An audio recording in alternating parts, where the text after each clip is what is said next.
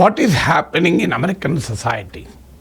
America సమాజంలో ఏం జరుగుతుంది?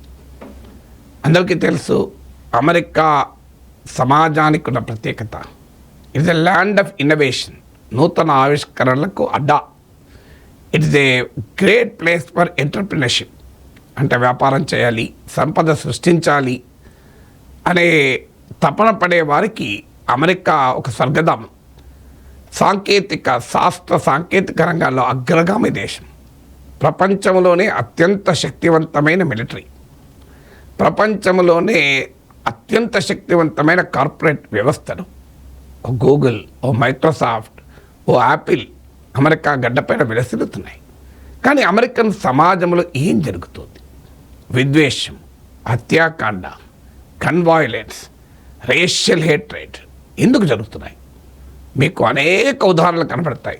అమెరికా ప్రెసిడెంట్గా ట్రంప్ కాకముందు ఎన్నికల ప్రచార సమయంలో అప్పటికే మాజీ అధ్యక్షుడిగా ఉన్న ట్రంప్ పైన 2 సార్లు హత్యా ప్రయత్నాలు జరిగాయి. ఇటీవల చార్లీ కిర్క్, మగా ఐడియాలజికల్ యాక్టివిస్ట్ హత్య వరకు అసలు ఏమి జరుగుతుంది అమెరికన్ సమాజం? అమెరికా సమాజం ఇంతగా పోలరైజ్ అయి ఎందుకుంది? ఎందుకింత విద్వేషము, ఎందుకింత అసహనము పెరుగుతోంది? సమాజం మొత్తాన్ని ఆవరించి ఉండకపోవచ్చు, మనం ఎవరిని భయపెట్టాల్సిన అవసరం లేదు. అమెరికా అన్సేఫ్, అమెరికాకు వెళ్ళడమే అని అనుకుంటే పొరపాటు. అమెరికాకు వెళ్ళడం అన్సేఫ్ ఏమీ కాదు. కానీ రియాలిటీ ఏంటి? అమెరికన్ సమాజంలో ఈ ధోరణులు మాత్రం పెరుగుతున్నాయి. ఎందుకు పెరుగుతున్నాయి? మొదటి కారణం అమెరికాలో ఉండే ఇన్కమ్ ఇన్ఈక్వాలిటీస్. ఇప్పుడు మన దేశంలోనే అసమానతల గురించి మాట్లాడుకుంటాం. వాస్తవంగా అమెరికాలో కూడా చాలా పెద్ద అసమానతలు ఉన్నాయి.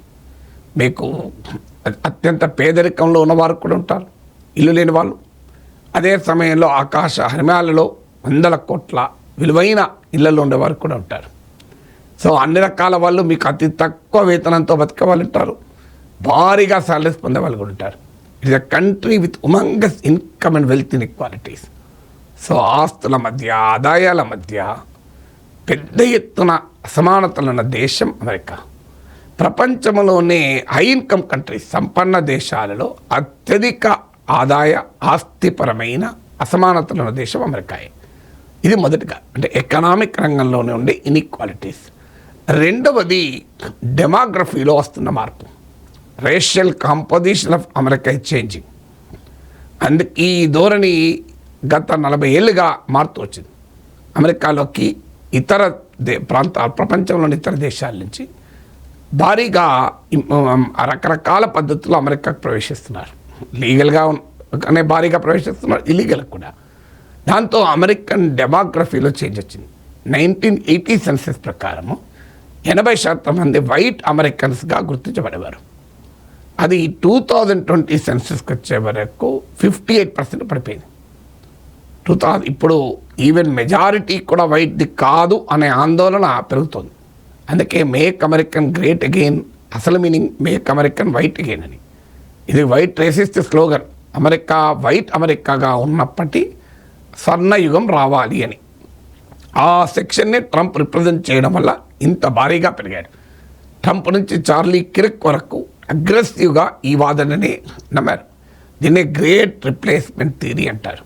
అంటే దేశ జనాభాలో తరతరాలుగా మెజారిటీగా ఉన్న వైట్ అమెరికన్స్ మైనారిటీలోకి పడిపోతారు అని ఈ గణాంకాల ఆధారంగానే. ఇప్పటికిప్పుడు ఆ ఛాలెంజ్ లేకపోయినా దానికి కొంత ఎగ్జాగరేషన్ ఉన్న, కొంత వాస్తవం కూడా ఉంది. ఏషియన్స్గా, హిస్పానిక్స్గా ఐడెంటిఫై అయ్యేవారు 1980 సెన్సెస్లో 8% ఉంటే 2020 సెన్సెస్లో 25% పెరిగారు.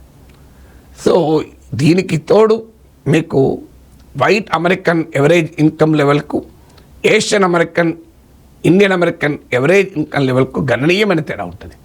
అంటే Indian Americans, Asian Americans relatively better educated, better skill and better employed also. ఇది కూడా ఈ అసమానతలకు ఆజ్యం పోస్తుంది. Third factor not only income inequalities and demography. 2010 దశాబ్దం సెన్సెస్లో మొదటిసారి వైట్ పాపులేషన్ తగ్గుతున్నట్లు రిపోర్ట్ అయింది. దాంతోనే మీకు 2010 తర్వాత ట్రంప్ ఫినామినా చూసాం. అంటే there is a clear link between changing demography and the assertion of the white American population. దానికి రిఫ్లెక్షన్గా, రిప్రజెంటేటివ్గా ట్రంప్ ఎవాల్వ్ అవుతున్నాడు. ఇక third factor political opinions, political identity కూడా చాలా షార్ప్గా మారుతున్నాయి.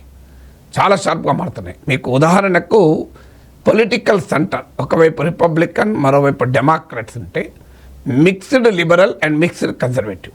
Democrats are considered to be liberal, Republicans are considered to be conservative. So ఈ mixed liberal, mixed conservative opinions ఉన్న వారిని కొన్ని అంశాలలో దే ఆర్ లిబరల్, కొన్ని అంశాల్లో కన్సర్వేటివ్.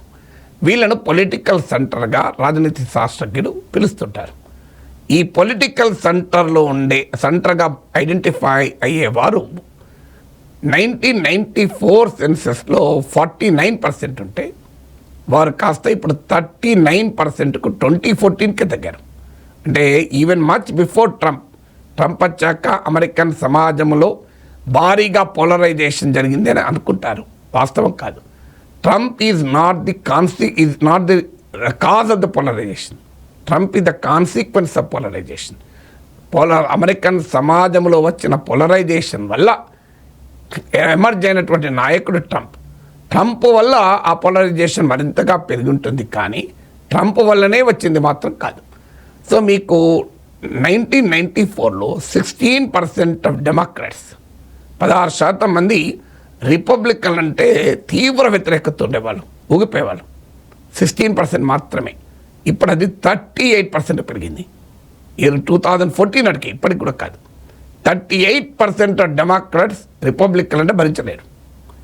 అలాగే 1994లో 17% ఆఫ్ రిపబ్లికన్స్ డెమోక్రాట్లు అంటే అస్సలే భరించలేకపోయారు. అది ఇప్పుడు కాస్త 43%, ఇప్పుడు కాదు 2014 నాటికే. 2014 నాటికి 43% ఆఫ్ రిపబ్లికన్స్ డెమోక్రాట్ అంటే భరించలేని పరిస్థితికి వచ్చింది. బహుశా 2024 డేటా నా దగ్గర లేదు, కానీ 50% రీచ్ అయిందో అంతకన్నా ఎక్కువ ఉండొచ్చు. అంటే డెమోక్రాట్లు రిపబ్లికన్ల మధ్య పచ్చగడ్డి వేస్తే బగ్గుంటుంది. అసలు ఒకరిని చూస్తే ఇంకొకరు సహించలేని పరిస్థితి. ఆంధ్రప్రదేశ్ రాజకీయాలు గుర్తొస్తాయి చూస్తే.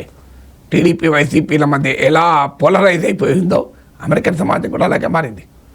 డెమోక్రసీలో శత్రువులు ఉండరు, ప్రత్యర్థులు ఉంటారంటారు, కానీ వారి డెమోక్రాట్ రిపబ్లికన్లు శత్రు శిబిరాలుగా మోహరించబడి ఉన్నటువంటి పరిస్థితి.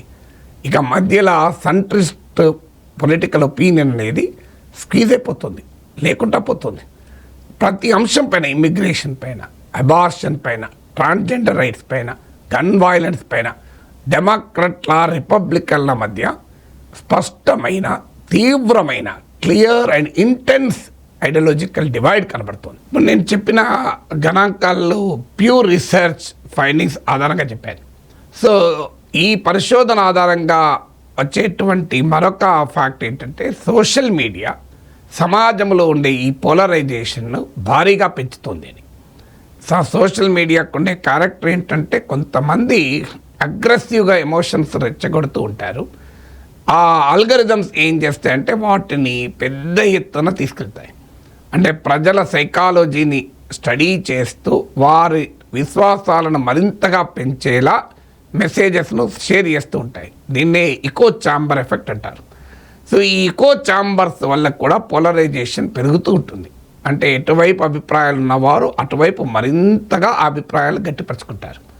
ఇవాళ మీకు ట్విట్టర్, ఎక్స్గా ఇప్పుడు పిలుస్తాం, దానిపైన పరిశోధన ఏం చెప్తుందంటే, ఎక్స్లో, ట్విట్టర్లో 73% ఆఫ్ పొలిటికల్ ట్వీట్స్, అంటే రాజకీయాలపైన చేసిన ట్వీట్స్లో చేసింది ఎంతమంది అంటే 6% వాళ్ళే.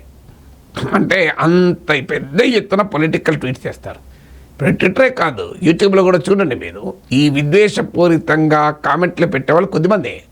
సమాజంలో అందరూ అలా ఉండరు, కానీ ఆ కొద్దిమంది అగ్రెసివ్గా ఈ పని చేస్తూ ఉంటారు. అది సోషల్ మీడియాకు ఉండే క్యారెక్టర్ రీత్యా అది మల్టిప్లై అయ్యి ఎక్కువ మందికి చేరుతూ ఉంటుంది. ఫలితంగా అమెరికాలో గన్ వైలెన్స్ కూడా పెరిగింది. మీరు అమెరికాలో గన్ వైలెన్స్ మీరు చూస్తే యూకేతో పోలిస్తే 340 టైమ్స్ ఎక్కువ, 340 రేట్లు ఎక్కువ, 340 రేట్లు టైమ్స్. ఇక జపాన్తో పోలిస్తే 862 టైమ్స్ ఎక్కువ, 862 రేట్లు ఎక్కువ. సో ఇంత పెద్ద ఎత్తున అమెరికన్ సొసైటీలో పోలరైజేషన్ పెరుగుతోంది అనేది ఇక్కడ మనకు కనబడుతుంది. ఇది ఒక్క అమెరికాలోనే కాదు, ఇది world wide trend. Ultra right wing, ultra Nationalist sentiment అనేది ప్రపంచవ్యాప్తంగా పెరుగుతుంది. దీనికి సోషల్ మీడియా ఆజ్యం వస్తుంది. మీరు ఇటీవల బ్రిటన్లో జరిగిన వైట్ సుప్రీమసిస్ట్ ప్రదర్శనలు, యాంటీ ఇమిగ్రేషన్ ప్రదర్శనలకు కూడా క్యారెక్టరే. మన దేశంతో సహా ప్రపంచమంతటా కూడా సోషల్ మీడియా ఈ రకమైన పోలరైజేషన్, అంటే ప్రజల మధ్య ఒక అగాధాన్ని సృష్టిస్తూ కన్సెన్సస్కు అవకాశం లేకుండా చేస్తుంది.